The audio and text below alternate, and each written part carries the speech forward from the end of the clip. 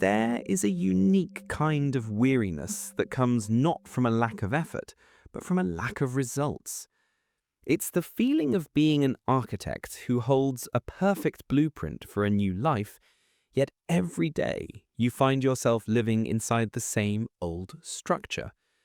You have the vision, you have the intention, but the tools in your hands seem to build only what has been built before, as if guided by an unseen memory. That unseen memory is the very heart of our exploration. Let us immediately set aside the notion that magnetism is simply about positive thinking. The problem is rarely a lack of positive thoughts, but rather the powerful, contradictory signal being broadcast simultaneously from a deeper level of our being. This is the source of the frustration for so many who try to apply spiritual laws without seeing results. Gregg Braden speaks of the divine matrix as a perfect quantum mirror, but this mirror is not reflecting your words, it is reflecting your coherence. He teaches that a thought of wellness, paired with a deep-seated feeling of fear, creates an energetically scrambled, incoherent signal. The field receives this chaotic broadcast and in its perfect neutrality can only reflect back more chaos, keeping you trapped in the very patterns you wish to escape. This incoherence is not merely a spiritual concept, it is a biological state. As Dr. Joe Dispenza explains, your personality creates your personal reality.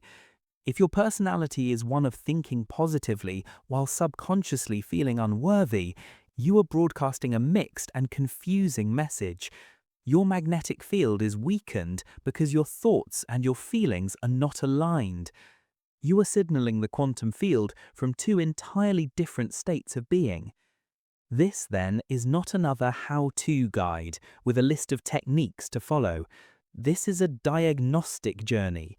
Together, we will illuminate the 5 most common yet invisible points of interference that are cancelling out your magnetic signal. We will uncover why your efforts may feel fruitless and reveal how to move from a state of internal conflict to one of powerful, resonant coherence, providing the clarity you seek. There is a profound exhaustion that comes from trying to control your reality with your mind alone. It is the experience of wrestling with negative thoughts, of forcing affirmations through a thick filter of doubt, and in the end, feeling more disconnected than when you began. This vibrational deadlock is the natural result of using the wrong tool for the job, of trying to lift something immense with an instrument that was never designed for that purpose. We must understand a scientific fact that is central to Gregg Braden's work. The heart generates an electromagnetic field thousands of times stronger than the brain. Your brain is the architect. It can beautifully draw the blueprint for your desired reality, but your heart is the power station that provides the energy, the raw magnetism to build it. Here lies a counterintuitive truth. True magnetism is a biological state, not a mental effort. Attempting to generate a powerful magnetic field from thought alone is like trying to heat an entire house with one candle. Magnetism is the natural result of a physiological state known as heart-brain coherence, a state where your thoughts and your emotions are aligned in a synchronized, harmonious rhythm. To begin this shift in power, you might explore a conscious heart anchor. 3 times a day, for just 90 seconds, consciously move your attention from the chatter in your head to the physical space in the center of your chest. Slow your breathing down and imagine you are breathing in and out through your heart. Gently cultivate a feeling of appreciation or care without a specific target or reason. This is not about thinking a positive thought. It is about tuning your primary broadcast antenna. Think of your being as a musical instrument.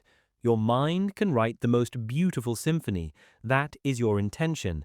But your heart is the instrument that must play it.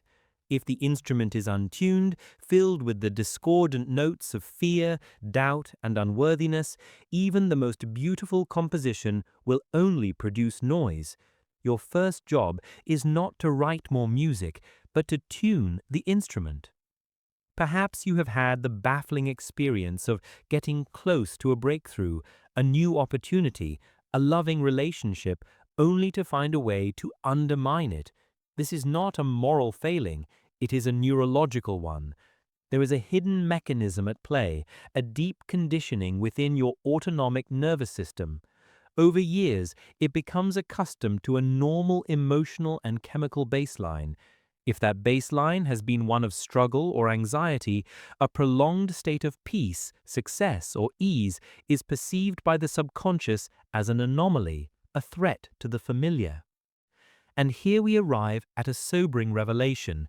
Your body's definition of safe is keeping you stuck. Your lack of magnetism is often your body's profound success at maintaining what it considers to be a safe, known state. You are consciously asking for a new future, but your body is unconsciously voting to remain in the predictable past. This creates a state of energetic civil war. An exercise in expanding your safety zone can begin to change this. For 1 week, intentionally introduce small, safe doses of the feeling you desire. If you desire peace, schedule 2 5-minute peace appointments where you sit in a quiet space and simply breathe. If you desire abundance, take a small amount of cash and buy a coffee for a stranger, feeling the energy of easy generosity. This gently recalibrates your nervous system to a new normal. Think of your subconscious as having an energetic thermostat set to a specific temperature of success or happiness. The moment your life gets too good and exceeds that setting, the system kicks in and finds a way to cool things down, bringing you back to the familiar temperature. Our work is to consciously and gradually raise the setting on the thermostat. There is a well-intentioned practice in many spiritual circles, a trap of performing positivity. It is the idea that we must plaster over genuine feelings of grief, anger, or fear with positive affirmations. This creates a painful dissonance between our internal authentic reality and the self we are projecting to the world, a split that quietly drains our creative energy. We must understand an inescapable law of energy. The quantum field responds to the totality of your vibration, not just the polished surface you present. A suppressed emotion is not a neutralized one. It is a compressed charge of chaotic energy that silently disrupts the coherence of your entire magnetic field. It creates energetic static, making your intended signal unclear and difficult for the field to read. This leads to a liberating insight. Authenticity is the precursor to magnetism. The most powerful signal you can broadcast is an authentic one. The moment you can say without judgment, "I am feeling afraid," the internal resistance drops. This honest acknowledgement is the first step toward allowing the stuck energy to move, to be integrated, and to transform into a more coherent state. It is a profound act of welcoming the pain before the healing. A process for this form of energetic hygiene involves a gentle sequence of awareness. It begins with acknowledging the feeling, simply naming it as it arises. There is the feeling of anxiety. Then it is about feeling the raw physical sensation of it in your body for a few moments without telling a story about it. And finally, releasing it with the breath, imagining that dense energy leaving your body as you exhale. This is not analysis, it is a way of clearing the broadcast. Pretending you are not feeling sad or angry while trying to manifest joy is like trying to sail a ship with the anchor still firmly lodged in the seabed. The affirmations are the wind in your sails, but the suppressed emotion is the unseen weight holding you in place. You must be willing to pull up the anchor before you can truly move forward. We often explore the deeply ingrained model of manifestation, where we ask a separate external universe for what we want. This posture of asking, however sincere, inherently reinforces a state of lack and separation. It is a prayer from the problem, not from the solution. It is a broadcast that says, I do not have this, which the quantum field, in its perfect obedience, can only mirror back. Here we must dive deep into Gregg Braden's paradigm-shifting insight. The feeling is the prayer. The divine matrix is a field that responds to the language of emotion. It is not a cosmic parent to be persuaded. The prayer is not the words you speak, but the coherent feeling you generate in your body that assumes the desire is already a reality. This is the direct language the quantum field understands. This is the crucial reframe. You must broadcast the signal of the outcome. To manifest healing, you must feel the feeling of health. To manifest abundance, you must feel the feeling of gratitude and ease. You are not asking the field to create it for you. You are providing the field with the finished energetic blueprint and allowing it to assemble the physical equivalent. A daily practice in this state of being involves feeling it real. Choose one desire. For 3 minutes each day, instead of visualizing the thing, focus solely on generating the feeling you believe the thing will give you. If you want a new home for the feeling of security, then your practice is to generate the pure, untethered feeling of security in your heart. This is the direct language the quantum field understands. Think of the analogy of the radio broadcast. You cannot tune your radio to 98.7 FM and expect to hear the broadcast from 105.3 FM. The radio can only receive the frequency it is tuned to. Praying for abundance while being tuned to the frequency of lack will only bring you more evidence of lack. The act of feeling it real is the act of consciously retuning your receiver to the frequency of your desire. Beyond our moment-to-moment feelings, we all operate from a core personal narrative, an invisible script often created in childhood that runs on a subconscious loop. I have to work hard for everything. Good things don't last. I'm not the kind of person who... This story acts as the primary overarching instruction for your energetic field, the true magnetic north to which your life is calibrated. Your beliefs are not just passive ideas, they are active perceptual filters. Your brain and nervous system are hardwired to notice and amplify any evidence that confirms your core story is true, while simultaneously ignoring or dismissing anything that contradicts it. You are living in a reality that is constantly validating the story you tell yourself about who you are. This leads to the ultimate revelation. The universe is not denying your desire, it is fulfilling your story. The quantum field is a profoundly powerful and obedient mirror. It is not judging your story, it is simply matching it with flawless precision.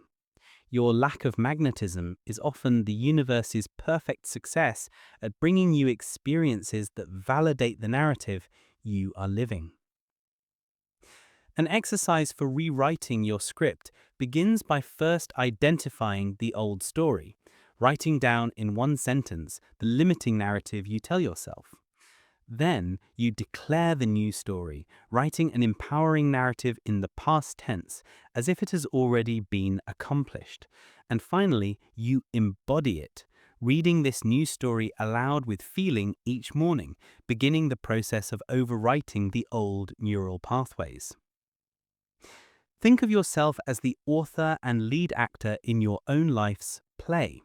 If the script you have written for yourself is one of tragedy and struggle, the universe will provide the perfect supporting cast and set design to make that play a stunning reality. To experience a comedy or a romance, you cannot simply wish for it. You must fundamentally rewrite the script you are performing from. We have journeyed through the hidden interferences to our magnetic power, summarizing the move from mental effort to heart coherence, from performing positivity to embracing authenticity, and from asking for a new life to embodying a new story. Magnetism is not something you do, it is a natural outcome of who you are being. We conclude with the elegant power of Gregg Braden's message. The human heart, in a state of coherence, is the most powerful force in the universe for shaping reality. Our work is to master the inner technology we were all born with, learning to create the feelings of the world we choose to experience within ourselves first. This entire process can be seen through the lens of Dr. Joe Vitale's work with Ho'oponopono. It is about taking 100% responsibility for the data or programs running within you. By clearing the internal static, the limiting beliefs, suppressed emotions, and old stories, your natural, inherent magnetic signal can broadcast clearly without interference. The ultimate invitation is to release the exhausting role of the chaser and to step into the quiet power of the epicenter. Your focus is no longer on manipulating the world outside, but on orchestrating the world inside. When you achieve this inner coherence, you do not need to attract your desires, you simply find that they were waiting for you to become a vibrational match. If this message resonated, we invite you to subscribe and continue this exploration with us. Your next step is to watch our video, How to Be So Magnetic That Things Come to You. There, we explored the practical science of heart coherence and how to apply it.